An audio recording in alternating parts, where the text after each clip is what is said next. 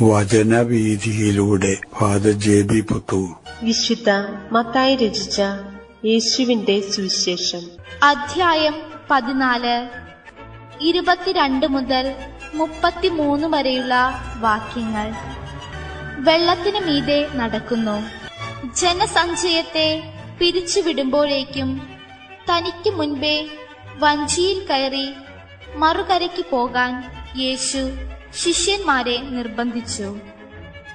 അവർ ജനക്കൂട്ടത്തെ പിരിച്ചുവിട്ടതിനു ശേഷം ഏകാന്തതയിൽ പ്രാർത്ഥിക്കാൻ മലയിലേക്ക് കയറി. രാത്രിയായപ്പോഴും അവൻ അവിടെ തനിച്ചായിരുന്നു. ഇതിനിടെ വഞ്ചി കരയിൽ നിന്ന് ഏറെ ദൂരം അകന്നു കഴിഞ്ഞിരുന്നു. കാറ്റ് പ്രതികൂലമായിരുന്നതിനാൽ തിരമാലകളിൽപ്പെട്ട് അത് വല്ലാതെ ഉലഞ്ഞു. രാത്രിയുടെ 4-ാം യാമത്തിൽ അവൻ കടലിനു മീതെ നടന്ന് അവരുടെ അടുത്തേക്ക് ചെന്നു. അവൻ കടലിനു മീതെ നടക്കുന്നത് കണ്ട് ശിഷ്യന്മാർ പരിഭ്രാന്തരായി. ഇതാ ഭൂതം എന്ന് പറഞ്ഞ് ഭയം നിമിത്തം നിലവിളിച്ചു. ഉടനെ അവൻ അവരോട് സംസാരിച്ചു. ധൈര്യമായിരിക്കുവിൻ, ഞാനാണ്, ഭയപ്പെടേണ്ട. പത്രോസ് അവനോട് പറഞ്ഞു, കർത്താവേ, അങ്ങാണെങ്കിൽ ഞാൻ ജലത്തിനു മീതെ കൂടി അങ്ങയുടെ അടുത്തേക്ക് വരാൻ കൽപ്പിക്കുക. വരൂ, അവൻ പറഞ്ഞു. പത്രോസ് വഞ്ചിയിൽ നിന്നിറങ്ങി വെള്ളത്തിന് മുകളിലൂടെ യേശുവിന്റെ അടുത്തേക്ക് നടന്നു ചെന്നു. എന്നാൽ കാറ്റ് ആഞ്ഞടിക്കുന്നത് കണ്ട് അവൻ ഭയന്നു. ജലത്തിൽ മുങ്ങിത്താഴാൻ തുടങ്ങിയപ്പോൾ അവൻ നിലവിളിച്ചു പറഞ്ഞു, കർത്താവേ, രക്ഷിക്കണേ. ഉടനെ യേശു കൈനീട്ടി അവനെ പിടിച്ചുകൊണ്ട് പറഞ്ഞു, അല്പവിശ്വാസി, നീ സംശയിച്ചതെന്ത്? അവർ വഞ്ചിയിൽ കയറിയപ്പോൾ കാറ്റു ശമിച്ചു. വഞ്ചിയിലുണ്ടായിരുന്നവർ അവനെ ആരാധിച്ചുകൊണ്ട്, സത്യമായും നീ ദൈവപുത്രനാണെന്ന് പറഞ്ഞു. ജീവിതത്തിൽ കാത്തുപാലിക്കേണ്ട യേശുവിലുള്ള വിശ്വാസം. യേശു നൽകിയ ഭക്ഷണം കഴിച്ച് സംതൃപ്തരായ ജനങ്ങൾ പിരിഞ്ഞു പോകുന്നതിനു മുമ്പ് തന്നെ യേശു തന്റെ ശിഷ്യന്മാരെ കടലിന്റെ മറുകരയിലേക്ക് പോകാൻ ഏർപ്പാട് ചെയ്യുന്നു. അങ്ങനെ ശിഷ്യന്മാർ അവിടെ വിട്ടതിന് ശേഷം യേശു തനിച്ച് അവിടെ ഒരു മലയിലേക്ക് ഏകാന്തനായിട്ട് പ്രാർത്ഥിക്കുവാനായിട്ട് പോവുകയാണ്. തന്റെ പിതാവുമായിട്ടുള്ള സംഭാഷണം പൂർത്തീകരിക്കാൻ വേണ്ടി കൂടി ആയിരിക്കണം ആ മലയിലേക്കുള്ള പോക്ക് എന്ന് വിചാരിക്കുന്നതിൽ തെറ്റില്ല.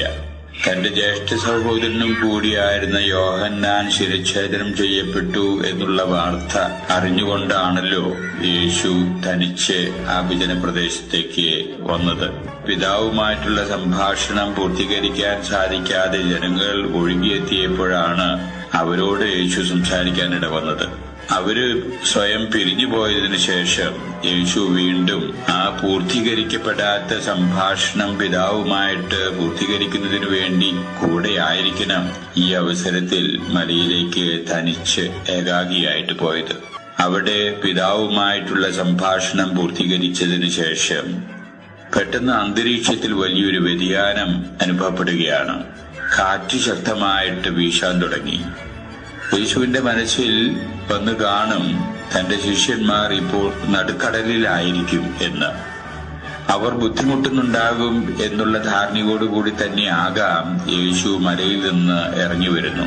അവരുടെ അടുത്തേക്ക് എത്തുന്നതിനു വേണ്ടി വേറെ മാർഗങ്ങളൊന്നും അവിടെ ലഭ്യമല്ലായിരുന്നതുകൊണ്ട് യേശു ആ കടലിന്റെ മീതെ അങ്ങ് നടക്കുന്നു. നടന്നുകൊണ്ട് ശിഷ്യന്മാരുടെ വഞ്ചിയെ സമീപിക്കുന്നു. രാത്രി 4-ാം യാമമായിരുന്നതുകൊണ്ട്, ഇരുട്ടായതുകൊണ്ട് വഞ്ചിയിലുള്ള ആളുകൾക്ക് ഈ വെള്ളത്തിന്റെ മീതെ നടന്നു വരുന്ന ഈ വ്യക്തി ആരാണെന്നൊന്നും തിരിച്ചറിയാൻ സാധിക്കാത്ത ഒരു സ്ഥിതിവിശേഷം. അവർ വിചാരിച്ചു, വെള്ളത്തിന്റെ മീതെ ഇങ്ങനെ ഒരു മനുഷ്യൻ നടന്നു വരുന്ന കണ്ടപ്പോ സ്വാഭാവികമായിട്ട് അതൊരു ഭൂതമാണ് എന്നുള്ള രീതിയിലാണ് അവര് ഭയപ്പെട്ട് നിലവിളിക്കാൻ തുടങ്ങി. സാധാരണ മനുഷ്യർ വെള്ളത്തിന്റെ മീതെ നടക്കാൻ സാധിക്കില്ല എന്നുള്ള സുബോധം എല്ലാ മനുഷ്യർക്കും ഉണ്ട്. അതുകൊണ്ട് ഇതൊരു ഭൂതം ആയിട്ടുള്ള രീതിയിലാണ് അവർക്കത് തോന്നിയത്. അവരുടെ ഭയപ്പാടൊക്കെ കണ്ട് യേശു അവരുടെ മുമ്പിൽ താൻ ആരാണെന്ന് വെളിപ്പെടുത്തുകയാണ്. എന്നിട്ട് പറയുന്നു, ഭയപ്പെടേണ്ട മക്കളെ, ഇത് ഞാൻ തന്നെയാണ്.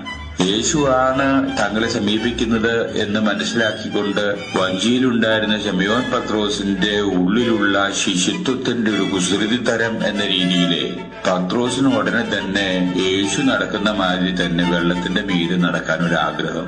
പത്രോസ് അത് യേശുവിനോട് പറയുന്നു, ഞാനും അങ്ങയുടെ അടുത്തേക്ക് വെള്ളത്തിന്റെ മീതെ നടന്നുകൊണ്ട് വരട്ടെ എന്നാ ചോദിക്കുക.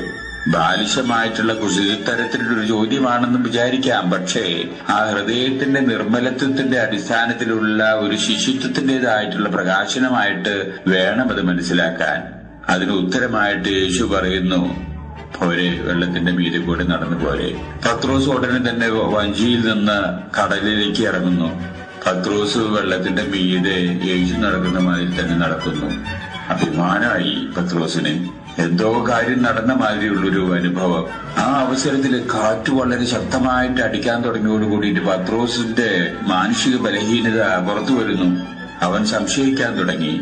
ആകെ ഭയപ്പെട്ടോടുകൂടിയിട്ട് അവന് വെള്ളത്തിൽ മുങ്ങാൻ തുടങ്ങി.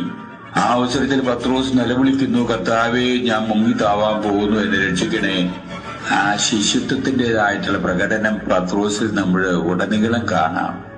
ഉടനെ തന്നെ യേശു കൈ നീട്ടി മുങ്ങിത്താവുന്ന പത്രോസിനെ പിടിച്ച് കയറ്റുന്നു. വെള്ളത്തിന്റെ മീതെ തന്നെയാണ് രണ്ടുപേരും നിൽക്കുന്നത്. അങ്ങനെ രണ്ടുപേരും വെള്ളത്തിന്റെ മീതെ തന്നെ നടന്നുകൊണ്ട് അവർ സഞ്ചരിച്ചിരുന്ന വഞ്ചിയിൽ കയറുന്നു. സുവിശേഷകനായ മത്തായി അപ്പോ ആ വഞ്ചിയിൽ ഉണ്ടായി കാണണം. ഇവര് രണ്ടുപേരും വഞ്ചിയിൽ കയറിയതോടു കൂടെ മത്തായി നമ്മോടായിട്ട് പറഞ്ഞു തരുന്നു, കാറ്റ് ഉടനെ തന്നെ ശമിച്ചു. സത്യത്തിൽ പറഞ്ഞാൽ അവർക്ക് വിശ്വസിക്കാൻ സാധിക്കാത്തൊരു അനുഭവം, വിസ്മയകരമായിട്ടുള്ള ഒരു അനുഭവമായിട്ട് അവർക്കത് പ്രത്യക്ഷപ്പെടുന്നു. സുവിശേഷകൻ പറയുന്നു, യേശു ക്രിസ്തുവിന്റെ ദൈവീകതയിലെ അവര് അടിയുറച്ചുള്ള വിശ്വാസം ഏറ്റുപറയാനുള്ള ഒരു അവസരമായിട്ട് അത് മാറുകയാണ്. യേശുവിന്റെ ദൈവീകത അങ്ങനെ പ്രകടമാക്കാൻ ഇടവരുത്തിയ ഒരു സംഭവം എന്ന നിലയിലാണ് മത്തായി അത് നമ്മുടെ മുമ്പിലേക്ക് കൊണ്ടുവരുന്നത്.